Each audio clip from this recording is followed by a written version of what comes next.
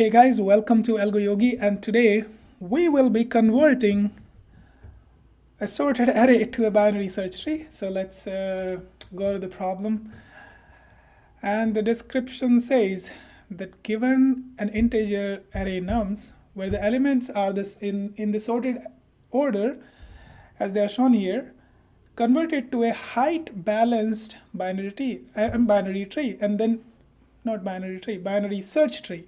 Now, what's a height balanced binary tree? That is where the depth of both sides is not differing more than one. So basically, the height of the left subtree or the right subtree, or maybe like left side and the right side, the difference is not more than one. So one is okay, but not more than one. Now, binary search tree. So I guess you guys already know what a binary search tree is, but if you don't, still fine. We will explain. We will learn it, as we go into the approach here to solve this problem. So let's change the view here first. Now, before we dive into the solution here, let's learn what a binary search tree is. Now, in a simple binary tree, and given the values are integers, it could be alphabets also, but here, when we are saying binary search tree, is the values are integers, and the property of a binary search tree is that here our root value will always be greater than or equal to all the values of our left subtree, and that will apply to all the nodes. Now, and along with that, the value of all the nodes or subtree in our right, the root node will always be lesser than them. So left side, the convention is like the left side can have the value, will always have the value lesser than, but it can be equal to. But in the right subtree, they will always be all greater than the root value.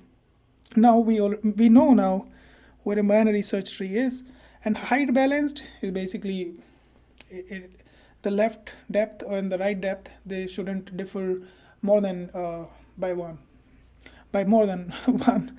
It could be all equal or differ by one. Now we have to convert this sorted array into a binary tree that looks like this, or it looks like this. They're both acceptable, and the reason they're both acceptable is they both satisfy the property of two properties that are asked in this question. The first property is basically it has to be a binary search tree, which it is, and the property here and here, they both satisfy. How? Look at the values here. They're all lesser than root, and these are all greater than root. Similarly here, in the other one also, they're all lesser than and greater than. And it's not only true for this, it's also true for this. Now here, this was -10 was lesser than -3. That's why it was the left child. Now here they wanted to keep a node in the right of this particular child of 0. Then they just switched these two values, and switching them got us here 10. Now -3 is greater than -10, so this also satisfies, and it will satisfy for all of these. So you can just play around and see why both of them are valid solutions. Now let's see how we will approach this problem. So we are going to solve it recursively, but to solve it, we're going to have two pointers, which is left and right, and we will be focusing on finding the mid, because mid value will become our root. Why? So that the left subarray we can assign to the left side, and right subarray we can assign to the right. Okay, why? So that the binary search tree property always satisfy, they're always satisfied. Now how are we going to do it? Let's basically iterate. So we're going to have a left pointer and a right pointer, and let's mark the indexes here. Now our approach, what is going to be our approach? That will be, our function will find mid, which will be r plus l, and we want the integer value. So if we iterate over this solution, that would be 0 plus 4 by 2, that will be 2. Then we get this value as root. So we will create this tree node root, and we will assign its left subtree and right subtree, and that will be returned to us by the recursive function on these values. So on these we will call that function recursively, and that function returns us a root, a tree node as a root that we will assign to the left. That will be just the root, and then which will get assigned the left sub array, which in this case was this, and the right sub array, which was this, and our recursive function will bring us the solution. And let's see, like in the implementation, how. Now let's go back to our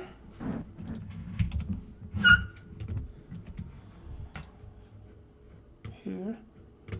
So what did we say? Let's solve this problem in a way that we are using the helper function, and that would be just defining a function, call it create bst, and that will take out the left pointer and the right pointer, just like we had it in our approach. Now what are we doing? So first, let's have a base condition. That would be when we have processed everything from left to right, like everything is processed. And when will that happen? That means our left pointer will become greater than our right pointer. So that will be if left is greater than right, then we return none. And let's see why we're returning none, so that we can assign the none values when we reach these leaf nodes, right? So what do we want to find now? We want to find the mid, so that we can create the root. And finding mid is basically left plus right, and then we create the root, and this is how we create the root tree node. The class is already given here. Let's make use of that. Send the value. How we send the value? Nones of the mid, right? Yes, that's how we send it. What do we do now? We have our root, and we will be returning root, but we're not done yet. Why?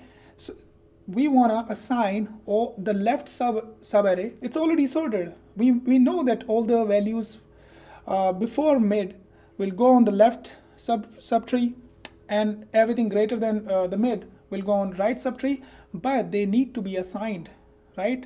We need to create binary tree using those values and assign to the root, right? So this is how we're going to do it. So our left will be, that's the beauty of recursion, right? That's the beauty of recursion. We don't worry about it, how the values will come, how the tree will be created, as long as we are calling the function at the correct values recursively, they will return us the answer. And here left will remain left, but the right will be mid minus 1, because we already used mid. We want everything before mid. And same way we want the right, but this time the right will be just right, and this will be mid plus 1, because we already use mid. Now what do we do? Nothing, just return root. That's it. And in this function, the main function, we just return, because inner function is already returning the root.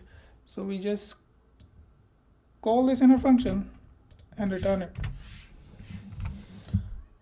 That will be length of nums minus 1, right? We're using all the indexes, correct indexes, and 0. And that's it. Let's try to run it. And we're getting some error. That is oh, this is too, come on, that was a typo. Okay,